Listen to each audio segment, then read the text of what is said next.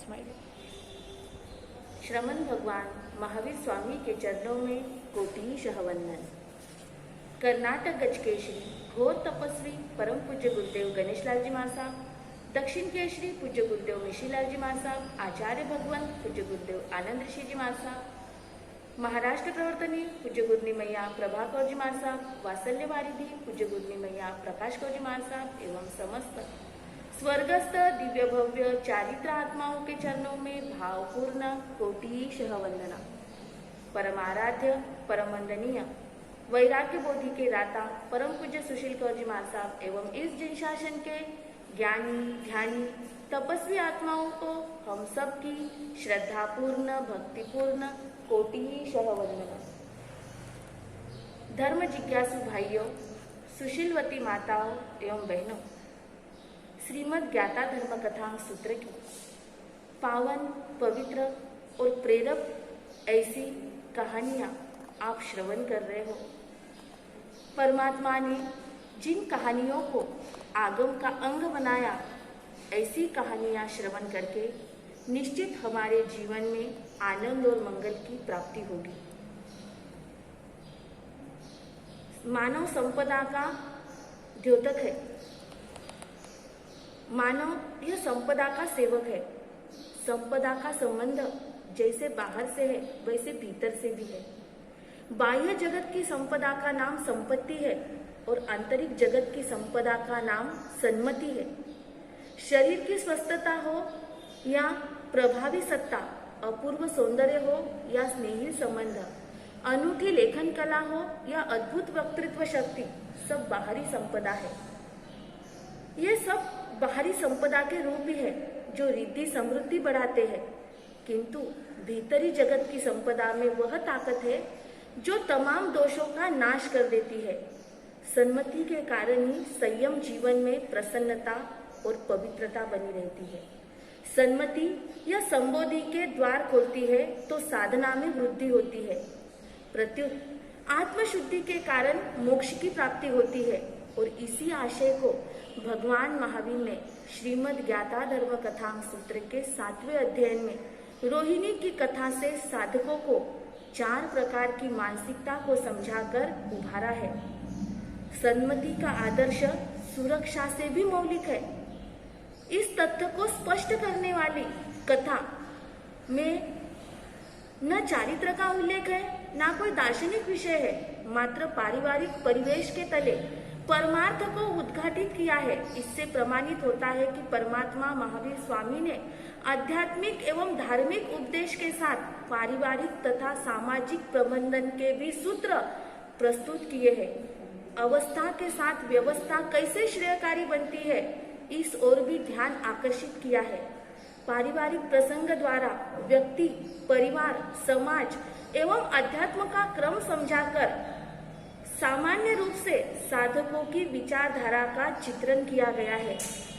कथा का प्रारंभ राजगृह नगर के धन्य सेठ से होता है, जो प्रज्ञावान एवं व्यवहार कुशल है, समाज में जिनका महत्वपूर्ण स्थान है क्योंकि वह लोगों के विश्वास पात्र है, बिना स्वार्थ के सबके काम में आते हैं। सभी को ध्यान रखने योग्य बात है कि परिवार एक माला के भांति है। जैसे माला का हर फूल भिन्न है, वैसे ही परिवार के प्रत्येक व्यक्ति भी अलग अलग होते हैं। जैसे धागा फूलों को जोड़ रखता है, ऐसे ही कुटुंब का कोई व्यक्ति सबको जोड़ रखता है। इसका मतलब यह नहीं है कि वह धागा ये समझे कि मैं हूँ जो ही सब कुछ हूँ।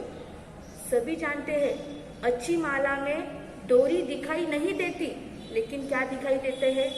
उस माला के मणि मुक्ता दिखाई देते हैं, लेकिन वह डोरी जिस पर पूरा परिवार निर्धारित होता है। धन्य श्रेष्ठी के यहाँ भी सदाचारी एवं चारित्रमय उनका जीवन था। उनके परिवार में सिद्धांतिक सारी व्यवहार दक्षता चलती थी। उन धन्य श्रेष्ठी को 4 पुत्र थे और 4 पुत्र वधुए। धन्य श्रेष्ठी ने सोचा कि मेरे जीवन में अब वृद्ध अवस्था कुछ समय कुछ वर्ष पश्चात आने वाली है और वृद्ध अवस्था आएगी तो उसके साथ में कई रोग उत्पन्न होने की आशंका भी है। उसके पहले क्यों ना मैं इस घर का सूत्र संचालन, इस घर का कार्यभार मेरे अपने पुत्र वधू, मेरे अपने पारिवारिक सदस्यों को सौंपो, क्योंकि सांसारिक जीवन की दो सभा होती है, एक अभ्यंतर सभा, एक बाह्य सभा। अभ्यंतर सभा यानी हमारा परिवार और बाह्य सभा यानी हमारे परिजन। सेठ धन्य ने न अभ्यंतर सभा में किसी को पूछा, न बाह्य परिजन को। एक दिन उन्होंने निर्णय किया कि मेरे जाने के पश्चात इस परिवार की बागडोर किसी कुशल व्यक्ति के हाथ में चली जाए तो मेरा परिवार आनंद में रह सकता है। मेरे परिवार की जो शान है राजगृह नगर में, वह सदा के लिए चिरकाल तक वह टिक सकती है। और यह कार्य जो है, यह मेरे घर की पुत्र वधू ये कर सकती है, क्योंकि पुत्र वधू ही घर का संचालन करती है। मेरी पुत्र वधू ही आधार स्तंभ है, और पुत्र वधू ने अगर घर को संभाल लिया तो मेरा घर संभल गया। धन्य सेठ ने एक बहुत बड़ा बृहद आयोजन रखा, और उस बृहद आयोजन में उन्होंने अपने ब्याही को, पारिवारिक सदस्यों को, मित्रों को आदि सभी को बुलाया, भोजन का आयोजन रखा। वह धन्य सेठ समझते थे कि अधिकार उनके हाथ में ही दिया जाए जिसके पास में योग्यता हो। अधिकार और योग्यता का गठबंधन जब होता है तब वह वरदान बन जाता है, वरना जहाँ पर अधिकार तो है पर योग्यता नहीं है तो वह अधिकार जैसे बंदर के हाथ में बगिया सौंप दी उस तरह का हो जाता है। बहुत सी जगह पर हम देखते हैं कि अधिकार तो प्राप्त हो गया, पद तो प्राप्त हो गए, लेकिन उस पद को प्राप्त करने की योग्यता नहीं है, अनुशासन जीवन में नहीं है, पात्रता वह नहीं है। और धन्य सेठ सोचते थे कि मैं परीक्षा के माध्यम से देखूंगा कि योग्यता किसमें है और उसको ही मैं अपने घर का अधिकार सौंपूंगा। और इसलिए सभी मित्र ज्ञातिजनों को भोजन के लिए बुलाया, और बहुओं ने सोचा कि हमें बहुत अच्छा उपहार हमारे ससुर जी देंगे। 4 बहुएं थी। सबसे बड़ी का नाम था उज्जिता, दूसरे बहू का नाम था भोगवती, तीसरे बहू का नाम था रक्षिका और चौथे बहू का नाम था रोहिणी। यह जो ज्ञाता धर्म कथा सूत्र की 7वीं कथा है, इस कथा का, इस अध्ययन का नाम ही रोहिणी रखा है। एक स्मरणीय चिंतन है कि परमात्मा महावीर ने रोहिणी बहू के नाम से अध्ययन का नाम दे दिया। निश्चित वह बहू कि जिसके जीवन में योग्यता, अनुशासन और मर्यादा इसका मेल मिलाप था, तभी तो परमात्मा ने अपने आगम में, अध्ययन में इस बहू का नाम जोड़ दिया। आगे हम देखेंगे कि ऐसा मौलिक कौन सा कार्य किया रोहिणी ने कि जो उनका नाम आगम में आ गया। ससुर जी ने सभी का भोजन होने के पश्चात बड़ी बहू को बुलाया और बड़ी बहू के पास में 5 चावल के दाने दे दिए।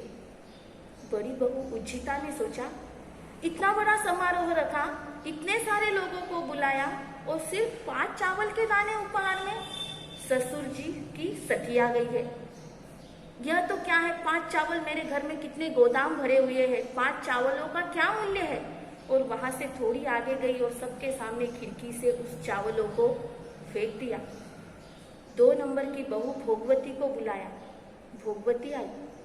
ससुर जी ने 5 चावल के दाने दिए और भोगवती वहां से गई। जाते जाते सोचती है, पिताजी ने यह दाने दिए हैं, निश्चित कुछ ना कुछ सोच समझ कर ही दिए हैं, क्योंकि ये बड़े अनुभवी है और यह मेरे लिए प्रसाद है। और प्रसाद के लिए कुछ भी चिंतन, कुछ भी सोच नहीं हो सकती। प्रसाद तो यह श्रद्धा के साथ में, आस्था के साथ में खाया जाता है। तो भोगवती ने उन 5 दानों को श्रद्धा का रूप समझकर खा लिया। तीसरी बहू आई जिसका नाम रक्षिका था। रक्षिका के हाथ में 5 चावल के दाने दे दिए। रक्षिका अपने कमरे में गई और चिंतन करती है कि पिताजी ने इतना बड़ा समारोह रखा है और यह 5 दाने मुझे भेंट स्वरूप में दिए हैं, निश्चित इसमें कोई ना कोई मर्म होगा। दानों का महत्व तो समझा, लेकिन उसके पीछे का रहस्य रक्षिका ने समझा नहीं। पर पिताजी के हाथ से मिली हुई चीज है तो इसका जतन करना चाहिए, इसको संभालना चाहिए। इसलिए रक्षिका ने एक मखमल का कपड़ा लिया, उसके अंदर वह चावल डाले और बहुत अच्छी डिबिया थी, उस डिबिया के अंदर रखकर तिजोरी में सुरक्षित रख दिया। चौथी बहू रोहिणी को बुलाया गया। रोहिणी आई। रोहिणी ने चावल लेने के पहले अपने ससुर जी को प्रणाम किया और प्रणाम करके सभी को अभिवादन करते हुए ससुर जी के हाथों से वह 5 चावल के दाने स्वीकार किए। और जब वो अपने स्थान पे गई तो सोचती है, क्योंकि रोहिणी यह विदुषी थी और वह चिंतन करती है समारोह नहीं बल्कि यह हमारी परीक्षा है, यह हमारे लिए कसौटी है। 5 दानों के लिए ससुर जी इतना बड़ा समारोह नहीं रखते क्योंकि बहुत अनुभवी है। यह इन राजगृह नगर के एक प्रतिष्ठित सदगृहस्थ है। निश्चित इन चावल के माध्यम से यह बहुत बड़ी परीक्षा हमारी होने वाली है, यह हमारी एक बहुत बड़ी कसौटी है। और बहू ने अपने पियर के जो लोग आए थे उनसे कहा कि रोहिणी ने कि यह 5 जो दाने हैं चावल के यह लेकर जाओ और जब वर्षा आएंगी तो इन 5 दानों को खेती में बो देना, मिट्टी में बो देना, और जब उसकी फसल आएंगी तो उन सबको बो देना। क्योंकि चावल की खेती कहते हैं कि 6-6 महीने से चावल की खेती की जाती है। पियर वालों ने वो 5 चावल के दाने लिए और खेत में बो दिए।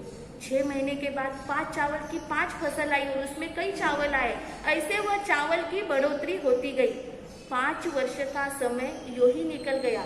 समय निकलने के लिए कुछ समय लगता नहीं है। हम कहते हैं कि टाइम पास कर रहे हैं, लेकिन टाइम पास के साथ जीवन भी पास हो रहा है और हमारा जीवन फेल भी हो रहा है। 5 वर्ष के बाद में पुनश्च ससुर जी ने यानी धन्य सेठ ने चिंतन किया कि मैंने 5-5 चावल के दाने दिए थे, अब उन दानों का बहुओं ने क्या किया ये पूछने का समय आ चुका है। और उस समय उन्होंने फिर से अपने ज्ञातिजनों को, स्नेही संबंधियों को भोजन के लिए बुलाया और बहुत बड़ा समारोह रखा। सबसे पहले उज्जिता को बुलाया। उज्जिता को बुलाया और उज्जिता ससुर जी के सामने आई और उनसे पूछा गया कि तुमने चावल के दानों का क्या किया। तब उस समय उज्जिता ने कहा, घर में इतने बड़ा कोठार भरा हुआ है और चावल के दाने रखकर मैं क्या करूंगी, इसलिए मैं तो उस समय ही फेंक दिए। धन्य सेठ यह बुद्धि के धनी थे और उन्होंने समझ लिया कि इसने चावल को देखा लेकिन चावल का क्या उपादान है, क्या उसका अर्थ है, यह समझ पाई नहीं, इसलिए इसकी उपादेयता को नहीं समझी और इसको इस चावल का महत्व नहीं दिया। इसलिए इस उज्जिता को घर की सफाई और कार्यभार का भार सौंप देते हैं। भोगवती को बुलाया गया। भोगवती ने कहा कि मैंने वह चावल के दाने प्रसाद समझकर ग्रहण कर लिए। भोगवती की मानसिकता भोग प्रधान थी। उसे प्रसाद मानकर 5 दाने को खा लिया, इसलिए जाहिर है कि सबको खिलाने का कार्यभार यह संभाल सकती है, जैसे कि ये रसोई कला में भी निपुण है और इसलिए रसोई का दायित्व भोगवती पर सौंपा गया। रक्षिता की मानसिकता रक्षा प्रधान थी। उसने अपने ससुर जी को वह डिबिया लाके 5 दाने बता दिए। तब ससुर जी ने सोचा कि संरक्षण इसका स्वभाव है और सतर्कता इसकी आदत है, अतः हिसाब किताब रखने का आदि सारा कार्य जो है ब्यौरा आदि संभालने के लिए यह निपुण सिद्ध हो जाएगी। इसलिए घर की सारी मूल्यवान वस्तुएं, सोना चांदी हीरे जवाहरात, सारे कपड़े बर्तन एवं सभी का कार्य जो जिम्मेदारी संभालने की थी वह रोहिणी को, वह रक्षिका को दे दी गई। अब रोहिणी को बुलाया गया कि तुम्हारे चावल कहाँ है। तब रोहिणी कहती है, पिताजी 5 चावल के लिए अब मुझे लाने के लिए बहुत सारी गाड़ियों की आवश्यकता रहेगी, क्योंकि अथ से इति तक सारी बात रोहिणी ने अपने ससुर जी के सामने रख दी कि इस तरह से 5 चावल के दाने मैंने पियर भेजे और उसकी फसल आती गई और उस फसल पर उन चावलों की बढ़ोतरी होती गई।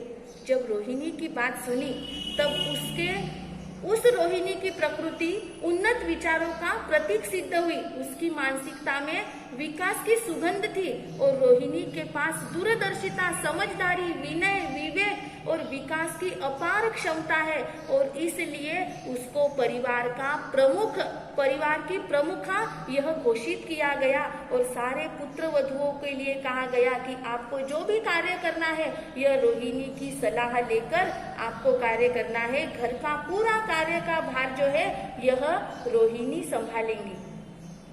यह रोहिणी को घर के मुखिया का पद दे दिया गया और धन्य से निश्चित हो गए कि रोहिणी मेरे घर को सुचारू रूप से संचालन करेंगी और मेरे घर की जो प्रतिष्ठा आज तक थी वह हमेशा के लिए आगे रखेगी। आपको यह कथा समझ में आई होगी कि उज्जिता ने उन चावलों को फेंक दिया, भोगवती ने खा लिया, रक्षिका ने रक्षण कर लिया, लेकिन रोहिणी जो थी विदुषी थी और उसने उन चावलों में बढ़ोतरी कर ली। परमात्मा महावीर ने इसी बात को समझाकर हमारे सामने साधु के लिए बताया है कि जैसे चावल के 5 दाने थे वैसे साधु के 5 महाव्रत है। कोई व्यक्ति उज्जिता की तरह नियम तो लेता है, लेकिन कभी ऐसा होता है कि आदर पूर्वक व्रत नियम भी ग्रहण नहीं करता है, मजबूरी से लेता है, पर आत्म का लक्ष्य न होने से वह व्रत नियमों की उपेक्षा करता है और उन व्रत नियमों को तोड़ देता है। कुछ लोग ऐसे होते हैं भोगवती के तरह, कुछ साधक ऐसे होते हैं भोगवती के तरह जो संयम तो ले लेते हैं, लेकिन संयम लेने के पश्चात खाना पीना इतना ही उनका लक्ष्य होता है। कुछ भोगवती के तरह कुछ सदगृहस्थ होते हैं जो त्याग तो करते हैं, लेकिन संसारिक मनोकामना के पूर्ति के लिए, चिंता निवारण के लिए, संकट निवारण के लिए व्रत नियम को ग्रहण करते हैं, लेकिन मोक्ष मार्ग को छोड़कर सिर्फ पुण्य इकट्ठा करने के लिए ही वह उनका तप होता है। इसके कारण भव भ्रमण बढ़ता है। कुछ साधक उस रक्षिका की वृत्ति वाले होते हैं जो 5 महाव्रत या व्रत को लेते हैं और उसकी सुरक्षा करते हैं, वह प्रशंसा के योग्य बनते हैं और वह प्रशंसनीय होते हैं। लेकिन कुछ साधक जो होते हैं उस रोहिणी के तरह होते हैं कि जो आत्मलक्षी बनकर अहोभाव के साथ व्रत नियम ग्रहण करते हैं, निरंतर साधना करते हुए वे आत्मगुणों का विकास करते हैं और धर्म का प्रकाश फैलाते हैं। साधना का यही सार है कि जो आत्म आराधना हमारी हो रही है, जो धर्म भावना हमारी हो रही है, वो चक्रवर्ती व्याज की तरह उत्तरोत्तर उसकी प्रगति हो जाए, बढ़ोतरी हो जाए रोहिणी की तरह। तो यह साधना का सार है कि भाव शुद्धि द्वारा मोक्ष मार्ग पर चलने वाला साधक सिद्धालय को प्राप्त कर लेता है। तो वह साधक कि जो जैसे रोहिणी ने 5 चावल के असंख्य दाने बना दिए, ऐसे ही वह साधक जो 5 महाव्रत लेता है और उस 5 महाव्रत में ज्ञान, दर्शन, चारित्र, तप आदि सद्गुणों की उत्तरोत्तर वृद्धि करता है और मोक्ष मार्ग को प्राप्त कर लेता है। तो परमात्मा महावीर ने इस रोहिणी के कथा से भव्य आत्माओं को यही प्रतिबोध दिया है, यही प्रेरणा दी है कि हमारे जीवन में सद्गुणों की वृद्धि होती रहे।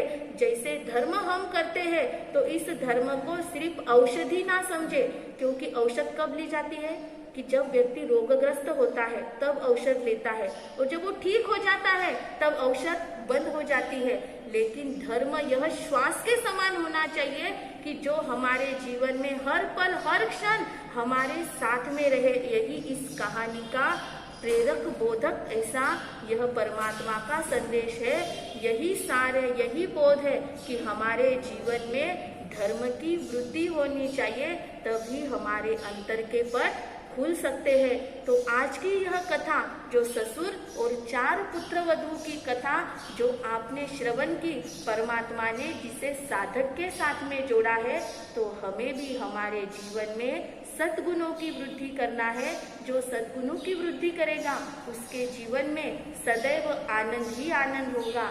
जय गुरु गणेश, जय महावीर।